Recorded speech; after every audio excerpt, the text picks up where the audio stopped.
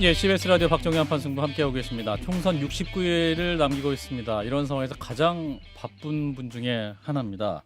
막 창당작을 마치고 어제는 세종과 광주, 오늘은 오전엔 전남 순천, 오후에는 경북 문경 화재 현장에 다녀오셨고 서울에 막 도착해서 저희 한판승부 스튜디오에 나와주셨습니다.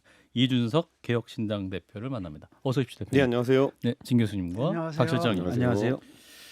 문경 화재로 순직한 소방 공무원 조문 마치고 급히 오셨습니다. 네. 예, 저희가 원래 순천에서 일정 마치고 서울에 올라와서 예. 한판 승부 준비해야 되는데 예. 정말 안타까운 사고가 벌어진 것이고 예. 저는 예전에 이제 그 이천에서 쿠팡 물류창고 화재 사고가 났을 때 그때 김동식 소방령 이렇게 떠나보내는 자리에서 다시는 이런 일이 발생하면 안 된다라고 해서 여러 가지 장비나 이런 것을 보강하겠다. 저희가 여당이 되면 그렇게 하겠다. 이런 얘기들을 막 하고 이랬는데 예. 안타깝게도 또 비슷한 일이 발생했고 이번에는 솔직히 더 이제 제 마음에 아프게 다가왔던 것이 저보다 젊은 두 소방 공무원이었습니다. 그렇기 때문에 정말 유족들을 보고 또 유족들이 뭐 여동생도 나와 있고 이렇게 한데 청천벽력 같은 일이잖아요. 그래서 더 마음이 아팠고 오늘 정말 눈물이 엄청 나오더라고요. 진짜. 예. 사실 소방 공무원 되기까지 굉장히 많은 노력을 했을 것이고, 또 그 현장의 또 안전 문제로 인해서 또 순직하신 분들이기 때문에 그래서 이제 안전을 위해 최선을 다하겠다 이런 말씀하셨는데, 그럼 어떤 대책이 필요할까 많은 고민하셨겠습니다만. 우선 첫째는 장비죠. 그러니까 이게 사실 불이 나가지고 안에 화재 진압하러 가면은 시계가 확보되지 않는 것도 첫 번째고 예. 두 번째로는 이걸 외부에서 뭘 투사해서 진압하는 장비들이 비싸다 보니까 인력이 이제 들어가가지고 수색 구조와 함께 화재 진압을 해야 되는 상황이거든요. 예.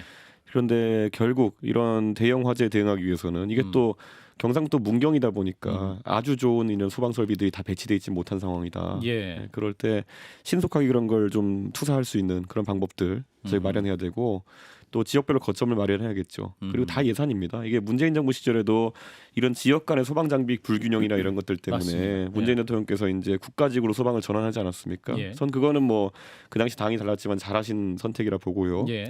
지금도 그리고 이런 장비 확충에 있어서 어려움을 겪고 있는 게 첫 번째요. 두 번째로는 저는 우리가 어떤 상황에서도 구조 활동이나 이런 수색 활동을 하는 데 있어서 내 안전이 확보되지 않은 상황에서 무리하게 소방관들이 투입되는 상황은 막아야 된다. 이번에 누가 어떤 잘못된 짓을 했다 이런 얘기 아닙니다. 예. 그런데 저는 우리 소방 공무원이나 아니면 경찰 공무원들이 자기 자신의 안전을 확보하는 것에 조금 더 신경을 써주셨으면은 그런 하는 생각이고 아마 그런 생각에 국민들도 많이 동의해 주실 것이다. 특히 이번 화재 현장에서는 5분 정도 이제 공장에 계셨고 1분 정도가 연기 때문에 이제 또 피해를 입으신 상황이었는데 예. 추가 수색 구조를 하는 상황 속에서 이제 안타까운 일이 발생한 거거든요. 예.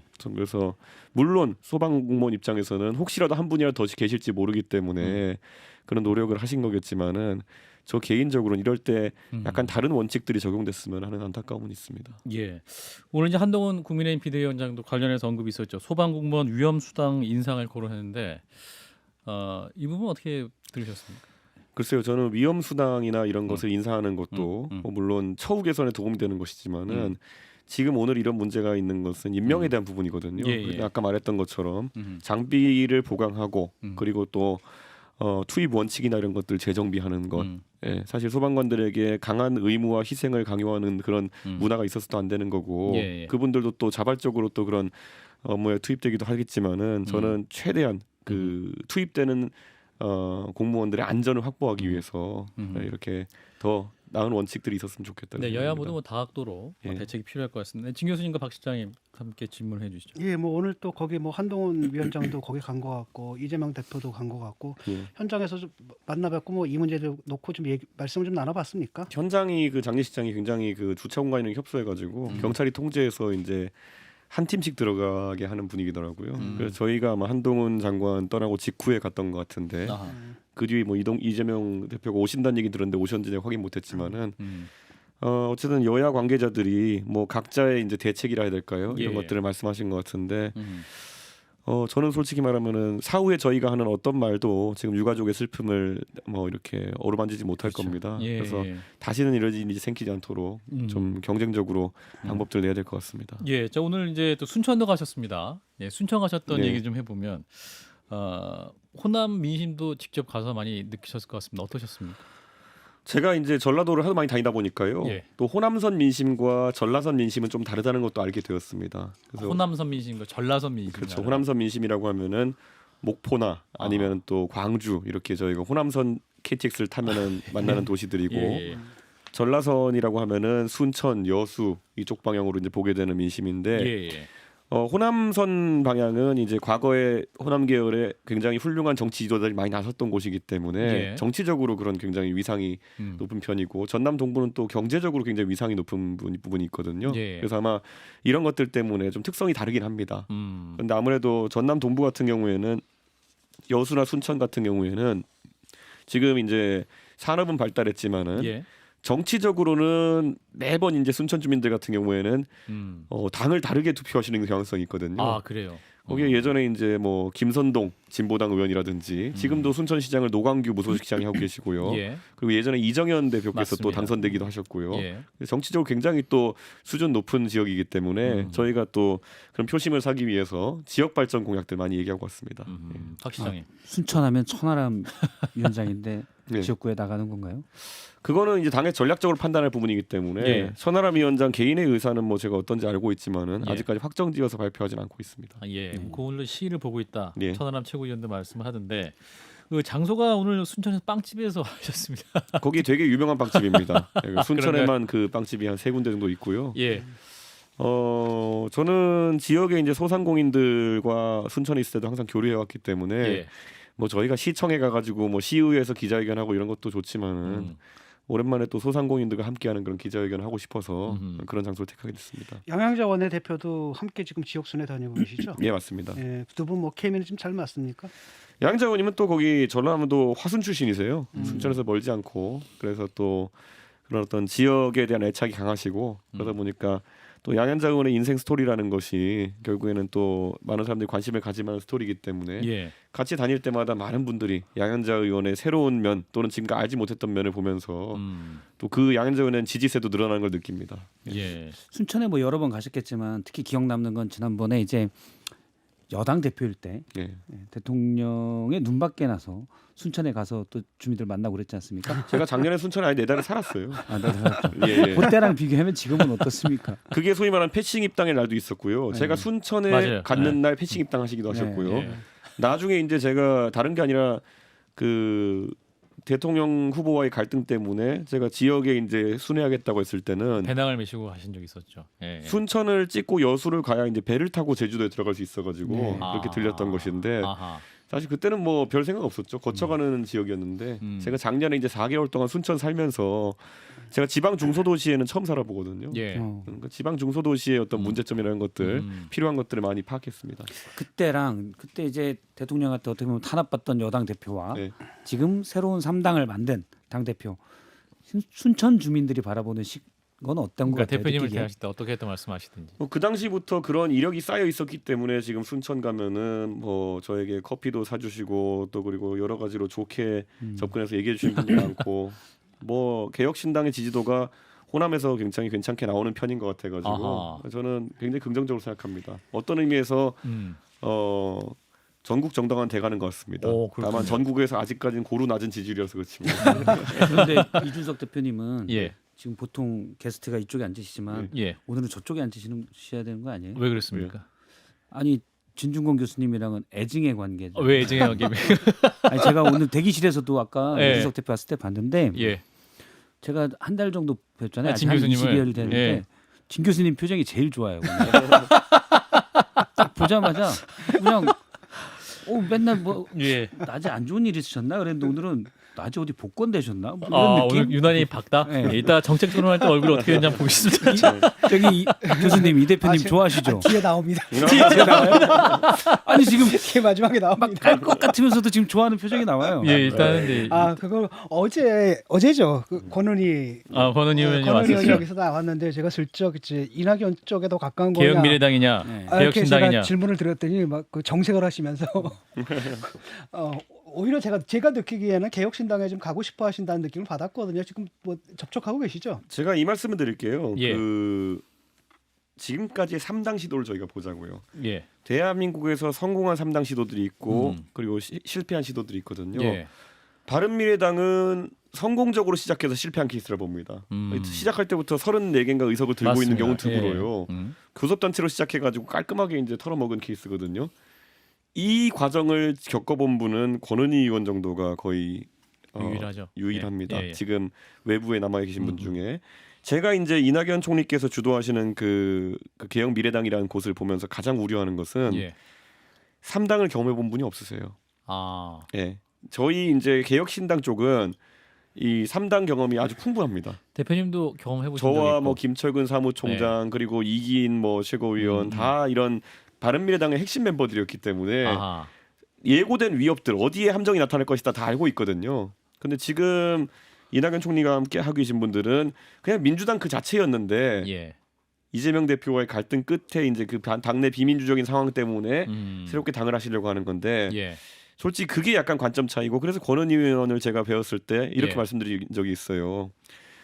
야 바른미래당을 경험하신 삼선 의원이면은 0.1 곱하기 0.1 느낌이 약간 희귀한 자원이다. 예, 대한민국 1%다 거의 이런 느낌이다.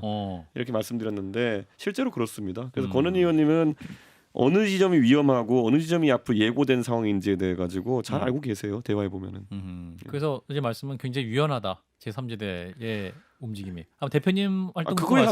권은희 의원도 그렇고 저도 그렇고 망하려면 하지 않아야 되는 걸 너무 잘 알고 있어요. 아하. 예, 예. 그렇군요. 제가 사실 바른미래당 했을 때 처음 이제 저는 바른정당 출신이고 권은희 의원은 국민의당 출신이기 국민의당, 때문에 그때 권은희 의원님이 저를 좀 같이 광주에 내려가 가지고 예. 젊은 사람들 좀 만나서 이제 어떻게 이렇게 정치를 새롭게 해야 되는지 좀 연구해 보자 그래서 같이 광주 내려간 적도 있었어요. 예. 저는 그때 권은희 의원님이 굉장히 진정성 있게 그런 거 접근하신다는 생각했고요. 제가 나중에 서진 정책인 이제 국민의힘 대표가 되고 서진 정책인이 한다는 거 이런 거 예. 그때 다 바른미래당 때 경험이 컸습니다. 그렇군요. 권은희 의원님이 그때 딱 시도했던 게 전남대학교 학생들이나 이런 쪽 위주로 해가지고 젊은 호남 지역의 세대는 결국엔 지금까지 5, 60대가 가지고 있던 뭐 5.18 위주의 어떤 이런 아젠다라든지 이런 예. 건 다른 아젠다를 형성할 가능성이 있다는 거를 아하. 같이 연구했던 게 권은희 의원님이세요. 예. 네, 그래서 저는 사실 권은희 의원님이 제3지대에 대해 가지고는 상당한 권위자십니다. 권위자시기 때문에 예, 저 아직 뭐 생각 중이라고 하시니까. 예.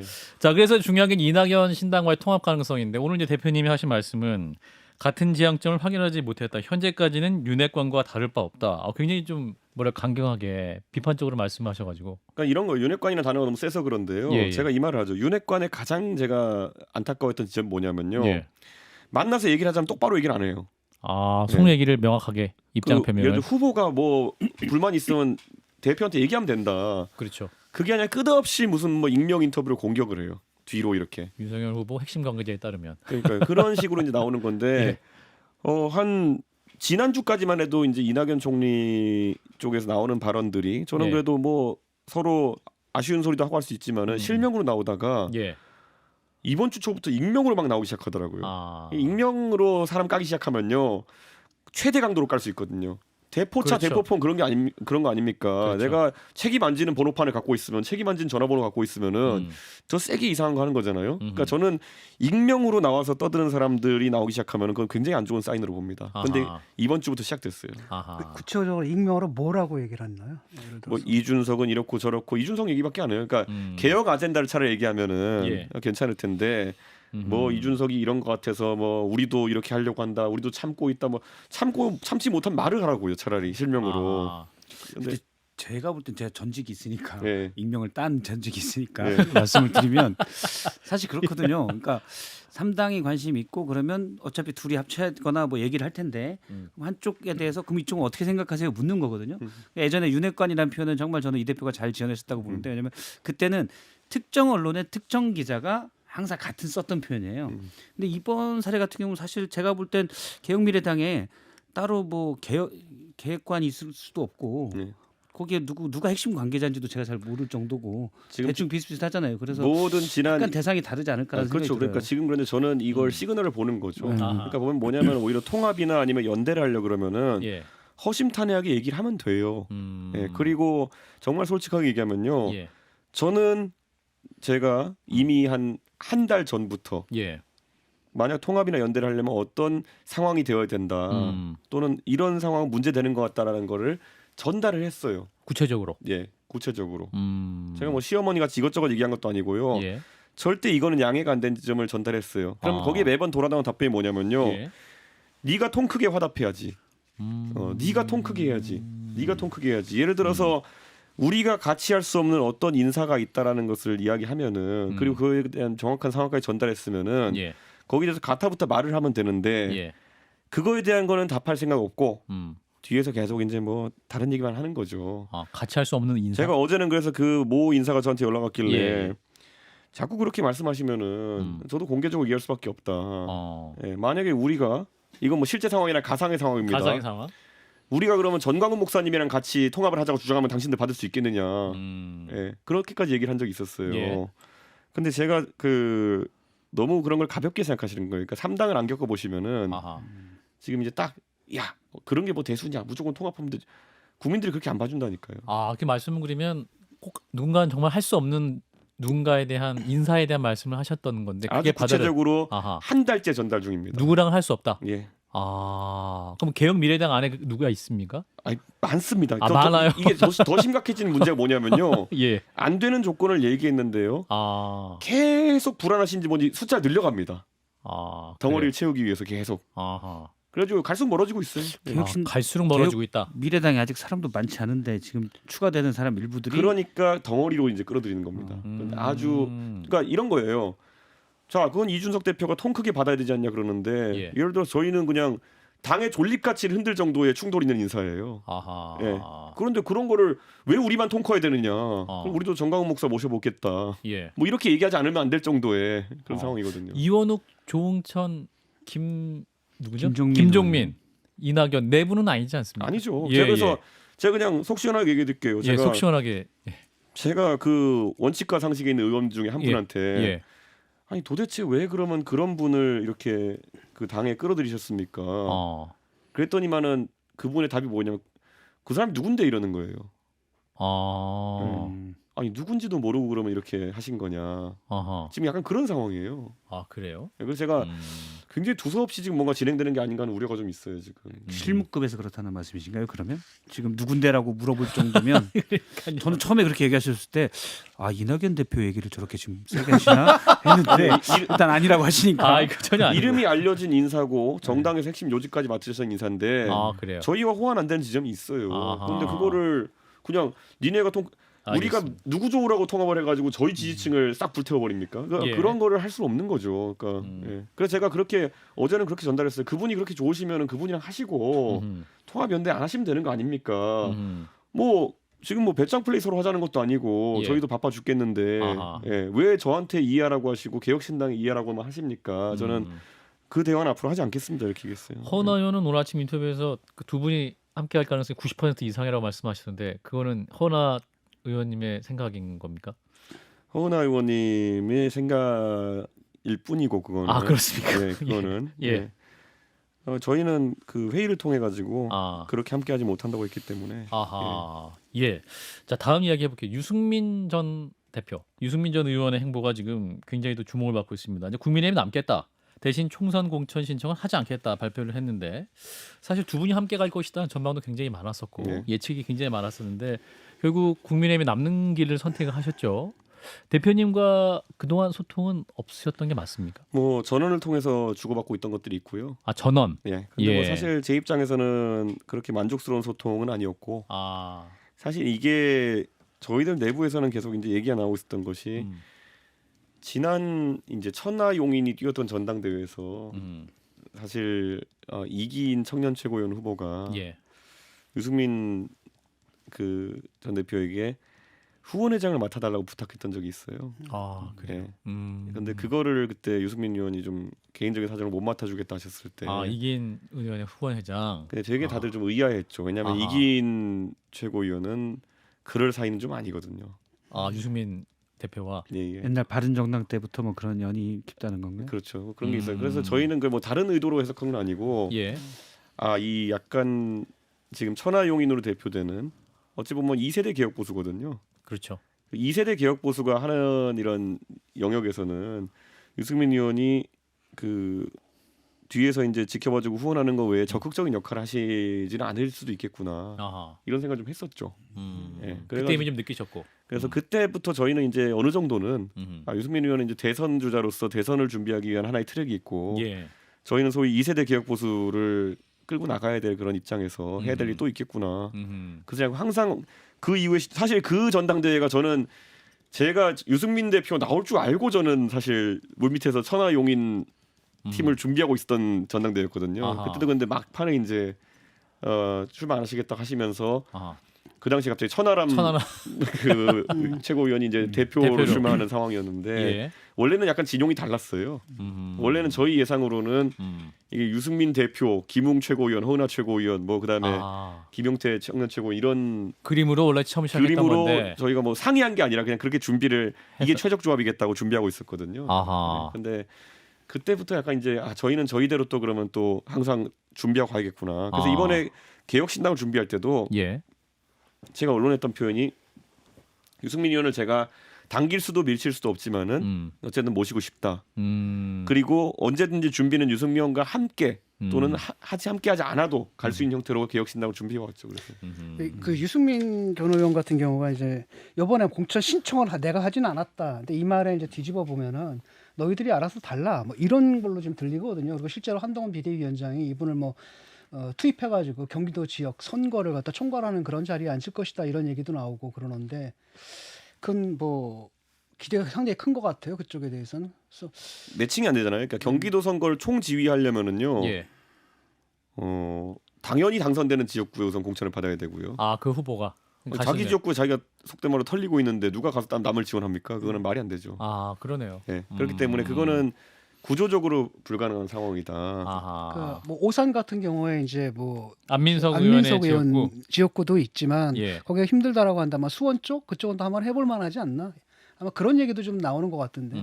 그 경기 남부는 사지입니다, 그냥. 아하. 분당 갑을 정도 빼놓고는 사지기 때문에 예. 거기에 들어가서 어딜 지휘한다는 건 약간 말이 안 됩니다. 그러면 만약에 어떤 유승민 전 대표에게 제안을 한다면 반드시 안민석 의원을 상징적으로 이겨달라. 요 정도 주문만이 현실적인 대안이 될 수 있겠고, 경기도 지휘 자체는 좀 성립될 수 없는 명제다라는 말씀인 거죠. 지원은 말이 안 되고요. 지원 자체 말이 안 오산 된다. 투입도 사실 말이 안 됩니다. 그거는 그런가요? 비현실적인 뿐더러 아하. 그거는 뭐 당근이 하나도 없는 거죠. 채찍인 거죠. 그러니까 이게 그 유승민 대표 입장에서는 당근과 채찍이 되려면은 뭐 선대위원장과 뭐 이런 뭐 좀 어려운 지역구라든지 뭐 이렇게 명예와 뭐 실제가 이제 따로 놀다든지 이런 당근과 채찍인데, 예. 채찍 두 개가 있다. 경기도 선거는 선대위원장으로서도 승리를 이끌기도 힘들고 그러네요. 자기 지역구도 지키기 힘들고 채찍이죠. 이런 건 조합이 안 되죠, 이런 거는. 근데 제가 오늘 여권 한 명 만나보니까 그 얘기를 하더라고요. 그러니까 유승민 전 의원이 수도권에서 일단 돌아다니면 지금 개혁신당이 가지고 있는 개혁 보수의 이미지를 상당 부분 완화시킬 수가 있다. 그래서 한동훈 비대위원장은 그런 생각을 좀 하는 것 같다. 유승민 의원이 뭔가 이를 나서주기를. 유승민 의원의 의사는 모릅니다. 일단 지도부에서는. 다만 용산이 어떻게 생각하는지 모르겠다.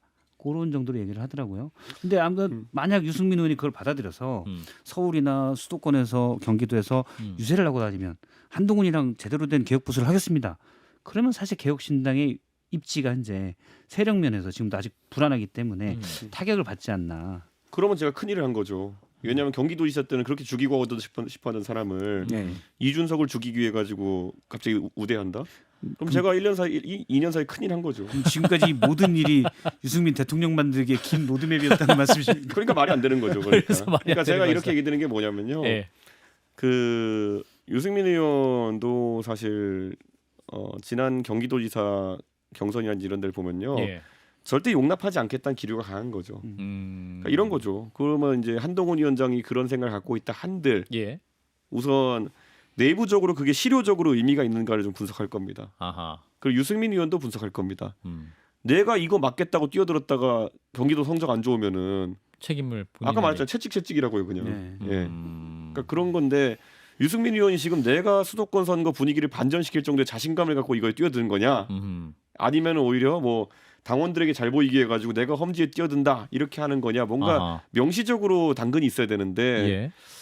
검증된 바로는 둘 다 별로 채찍. 그 국민의힘에서는 동작 안 하는 로직이거든요. 아하. 황교안 대표 지고 나니까 그냥 당원들이 거들떠 보던가요. 예, 그렇기 때문에 채찍 이런 거는 건드리지 않는 게 상책이다. 그렇군요. 예. 자, 유승민 한동훈 의원은 안 예. 받을 거다 보시는군요. 받을 이유가 없지 않을까요? 받을 이유가 없다. 유승민 대표 예. 입장에서는. 그러니까 누구에게 잘 보이려고 하는 것도 아니고 아하. 지금 보수 유튜브들 이런 데서 뭐 과학적이지 않은 막 조사해가지고 이렇게 막 유승민 의원의 행보를 어떻게 평가하십니까? 이번에 선택한 거 보면은 막 9대 1로 막 싫다 이렇게 나오고 있는 아니 뭐 잔류해도 싫고 나가도 싫고 뭐 이런 건데 이거 어떻게 해야 되느냐 뭐 이런 상황일 거예요. 예.